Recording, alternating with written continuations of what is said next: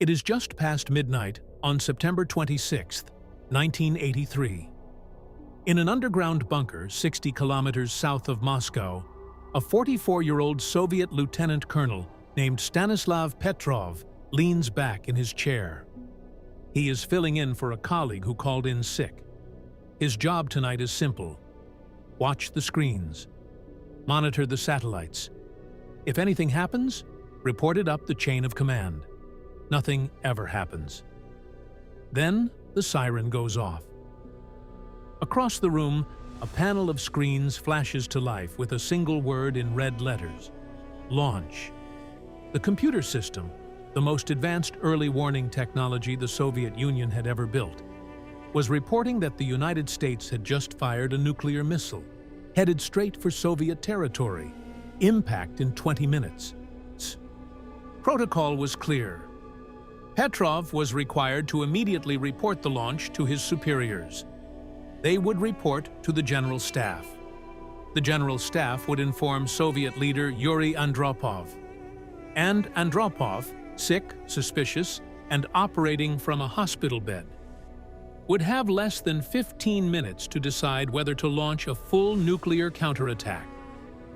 Petrov picked up the phone, and then he stopped. To understand why that moment mattered, you need to understand what 1983 actually was.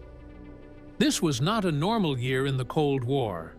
By September 1983, the relationship between the United States and the Soviet Union had deteriorated to a point that experts would later describe as the most dangerous since the Cuban Missile Crisis.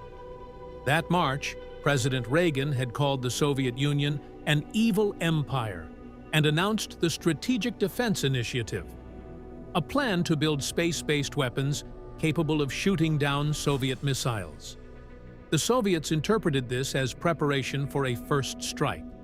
Then, just 3 weeks before Petrov's shift, Soviet military jets had shot down Korean Airlines Flight 007, a civilian passenger plane that had accidentally strayed into Soviet airspace. All 269 people on board were killed, including a United States congressman. The world was furious. Tensions were at a breaking point. And Soviet intelligence had been warning for months that a NATO military exercise, codenamed Able Archer 83, might be cover for a real first strike. The Soviet system was, as one expert later described it, on hair-trigger alert. It was geared to expect an attack, and it was prone to mistakes. Petrov knew all of this. He also knew something else. He had helped build the software running the system he was now watching. The early warning system was called OKO, Russian for Eye. It was a network of 9 satellites designed to detect the heat signatures of American intercontinental ballistic missiles during their launch phase. If a missile fired, the satellite would see the plume, and the computer would alert the bunker. The system had only been operational for about a year, and Petrov knew, better than almost anyone, that it had glitches. He stared at the screen. One missile. Something felt wrong. Every training scenario, every briefing, every doctrine he had absorbed over his military career said the same thing. If the United States was going to start a nuclear war, it would not start with one missile. It would start with hundreds. A massive simultaneous strike designed to eliminate Soviet retaliatory capability before it could be used. One missile made no sense. Then the computer updated. 4 more missiles detected, all headed toward Soviet territory. Now the screen showed 5, and the system was reporting its highest confidence level, a 3 on its reliability scale. Maximum certainty. Real attack. Petrov's hands were shaking. The officers around him were in panic. 50 people in that bunker were watching him, waiting for him to pick up the phone and start the sequence that would end the world. He did not pick up the phone. He had 2 reasons. The first was the number, 5 missiles. Even with 4 more added, the attack still made no strategic sense. "No one starts a nuclear war with only 5 missiles," he would later say. A real American first strike would have looked completely different. The second was the radar. The Soviet ground-based radar stations, which tracked missiles once they rose above the horizon, were showing nothing. No incoming objects, no corroborating evidence. The satellites said yes. The radar said nothing. 2 systems. 1 screaming attack. 1 silent. Petrov made his decision. He reported to his superiors that the alarm was a false alarm, a computer error, not a real attack. Then he waited. 20 minutes passed, the longest 20 minutes of his life, he would later say. No detonations, no impact, nothing. He was right. The investigation that followed took months. What they eventually found was remarkable in its simplicity. But the Cosmos 1382 satellite, one of the 9 OCO satellites watching American missile fields, had been in a rare alignment with the sun. Sunlight reflecting off the tops of high-altitude clouds over Montana had created infrared signatures that looked, to the satellite's sensors, exactly like the heat plumes of launching missiles. The system had been designed to filter out this kind of noise, but nobody had accounted for this specific combination. The angle of the sun, the altitude of the clouds, the position of the satellite's orbit. It was a gap in the programming that nobody had anticipated. 5 phantom missiles, created by sunlight on clouds. The software was later rewritten, and the system was updated to cross-reference a geostationary satellite to filter out this kind of false positive. The flaw that had nearly started World War III was corrected. Petrov received no reward. In fact, he was reprimanded. Not for his decision, but for failing to properly fill out the incident report in the military logbook during those chaotic minutes. A procedural violation. His paperwork was incomplete. He was quietly reassigned to a less sensitive post. The incident was classified.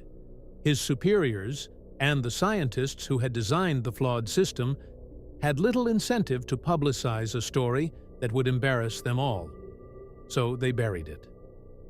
Petrov took early retirement. He suffered a nervous breakdown, and he lived quietly in a small apartment outside Moscow, largely unknown for the next 15 years. The world learned what had happened in 1998, when a Soviet general published memoirs describing the incident. By then, the Cold War was over. Petrov eventually received recognition. Awards from the United Nations, from Germany, from the Association of World Citizens. A documentary about him called The Man Who Saved the World was released in 2014. He died in 2017 at the age of 77. His death went largely unnoticed for several months before it was publicly announced. Here is what makes this story different from most near misses in Cold War history. Most of the time, or when we study dangerous moments, the Cuban Missile Crisis, nuclear close calls, moments when the world came close to catastrophe, the tension lasted days or weeks. There were meetings, negotiations, time to think. Petrov had 20 minutes. And he spent most of them not knowing if he had just made the worst decision in human history. The protocol existed for a reason. The early warning system existed for a reason. Every layer of Soviet military doctrine said, when the computer says attack, you report it. You do not second-guess the machine. You do not trust a feeling in your gut over a maximum confidence alert. Petrov broke protocol. He trusted his instincts over the computer. He decided alone in a bunker, in the middle of the night, that the most advanced military technology his country had ever built was wrong. And he was right. There is a version of September 26, 1983, where a different officer is sitting in that chair. Someone who follows the rules. Someone who picks up the phone. We do not know exactly what would have happened next. Some historians argue that cooler heads would have prevailed further up the chain of command. Others point out that Andropov was sick, paranoid, and had already been briefed by Soviet intelligence to expect a surprise attack disguised as a military exercise. Nobody knows. That is the point. What we do know is this. For 20 minutes on a Tuesday night in 1983, and the question of whether humanity survived was held in the hands of one man who had helped write the software he was now deciding not to trust. He was not a hero, he always insisted. He was just at the right place, at the right time. "I did not want to be the one who started World War III," he said years later. He wasn't. If you found this story worth knowing, there are hundreds more like it.